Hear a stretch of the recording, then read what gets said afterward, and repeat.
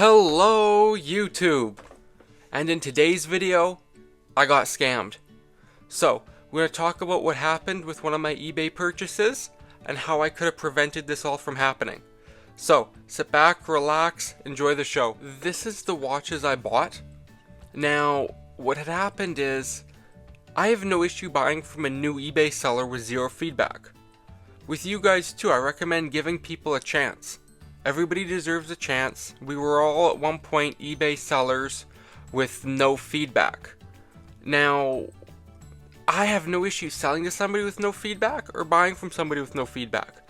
Knock on wood, I've never had issues with people with no feedback buying from me. And this is the first time I've ever had an issue buying with somebody with zero feedback. So, these are the watches. Now, I'm always buying watch lots.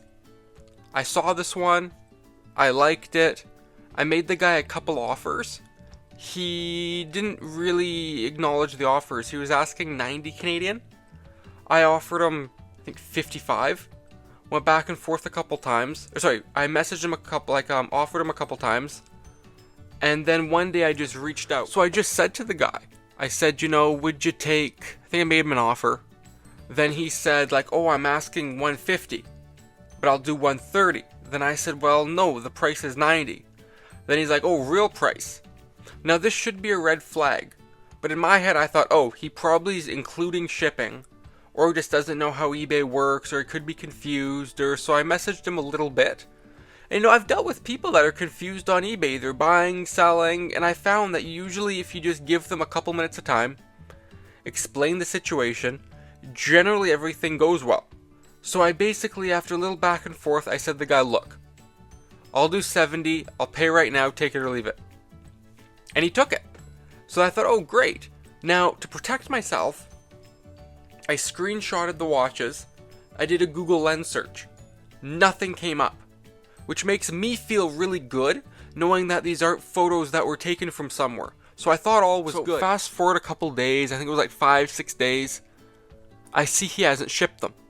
So I thought, maybe he used another company, maybe he just didn't update tracking. So I messaged the guy. I say, hey, I just noticed that you haven't shipped my watches. I'd like to know when they're being shipped. And this is when I start thinking something could be up here. So I give the guy a little bit of time, a couple days, nothing. And when I messaged him, he got back to me the first time about the offer, in 5 or 6 hours. So I knew something, I thought something's up here.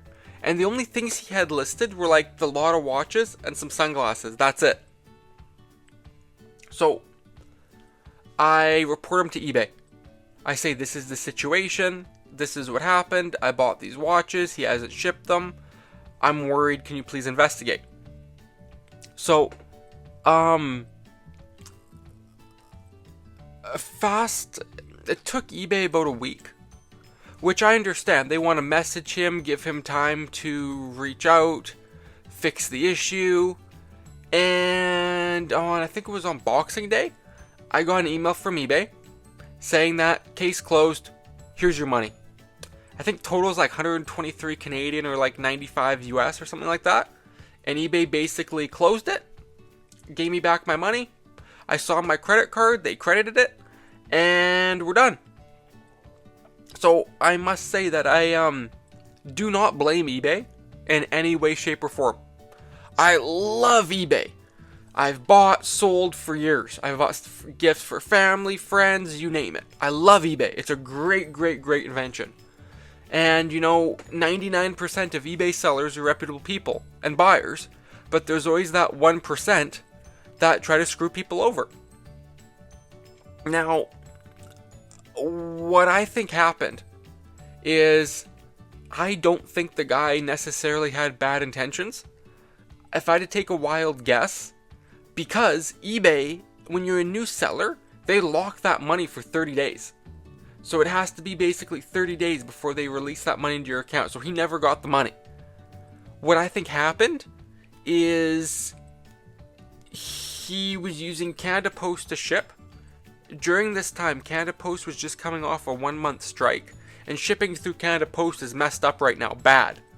And I think he either maybe it's a big box, maybe he didn't know shipping, maybe he looked into it, maybe it's expensive, then maybe he just said, look, this isn't my thing, I don't like eBay, I don't want to do eBay, and just gave up. And unfortunately, I think he just said, you know, it's not worth it, I don't want to do it.